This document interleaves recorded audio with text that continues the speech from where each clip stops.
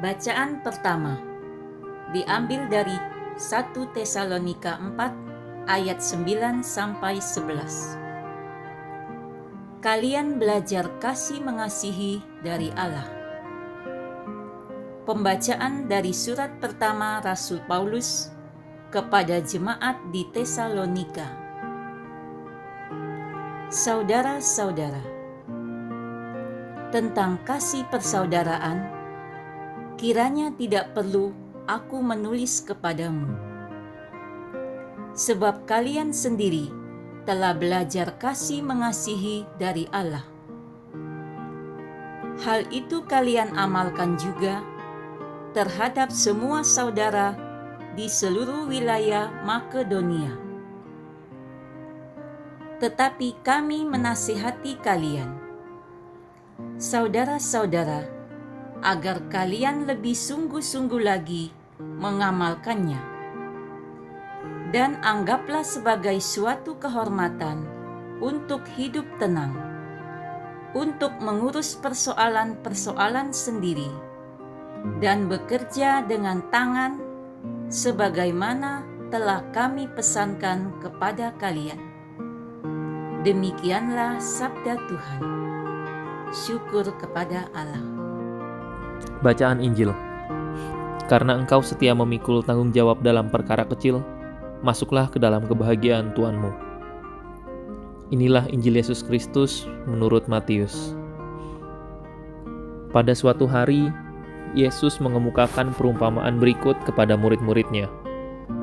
Hal kerajaan surga itu seperti seorang yang mau bepergian ke luar negeri, yang memanggil hamba-hambanya dan mempercayakan hartanya kepada mereka. Yang seorang diberikannya 5 talenta, yang seorang lagi 2, dan yang seorang lagi 1. Masing-masing menurut kesanggupannya, lalu ia berangkat. Segera pergilah hamba yang menerima 5 talenta itu. Ia menjalankan uang itu dan memperoleh laba 5 talenta. Hamba yang menerima 2 talenta pun berbuat demikian dan mendapat laba 2 talenta. Tetapi hamba yang menerima 1 talenta itu pergi dan menggali lubang di tanah lalu menyembunyikan uang tuannya. Lama kemudian, pulanglah tuan hamba-hamba itu, lalu mengadakan perhitungan dengan mereka. Hamba yang menerima 5 talenta datang dan membawa laba 5 talenta. Ia berkata, "Tuan, 5 talenta Tuan percayakan kepadaku. Lihat, aku telah beroleh laba 5 talenta." Maka kata tuannya kepadanya, "Baik sekali perbuatanmu itu, hamba yang baik dan setia. Engkau telah setia dalam perkara kecil. Aku akan memberikan kepadamu tanggung jawab dalam perkara yang besar. Masuklah dan turutlah dalam kebahagiaan Tuanmu." Lalu datanglah hamba yang menerima 2 talenta, katanya, "Tuan, 2 talenta Tuan percayakan kepadaku. Lihat, aku telah mendapat laba 2 talenta." Maka kata tuan itu kepadanya, "Baik sekali perbuatanmu hamba yang baik dan setia. Karena engkau telah setia memikul tanggung jawab dalam perkara kecil, maka aku akan memberikan kepadamu tanggung jawab dalam perkara yang besar. Masuklah dan turutlah dalam kebahagiaan Tuanmu." Kini datang juga hamba yang menerima 1 talenta dan berkata, "Tuan, aku tahu bahwa Tuan adalah manusia kejam, yang menuai di tempat Tuan tidak menabur, dan memungut di tempat Tuan tidak menanam. Karena itu aku takut dan pergi menyembunyikan talenta Tuan di dalam tanah. Ini, terimalah milik Tuan." Maka tuannya menjawab, "Hai engkau, hamba yang jahat dan malas. Engkau tahu bahwa aku menuai di tempat yang aku tidak menabur, dan memungut di tempat aku tidak menanam. Seharusnya uangku itu kau berikan kepada orang yang menjalankan uang, supaya sekembaliku aku menerima uang itu serta dengan bunganya. Sebab itu ambillah talenta itu daripadanya dan berikanlah kepada orang yang mempunyai 10 talenta itu.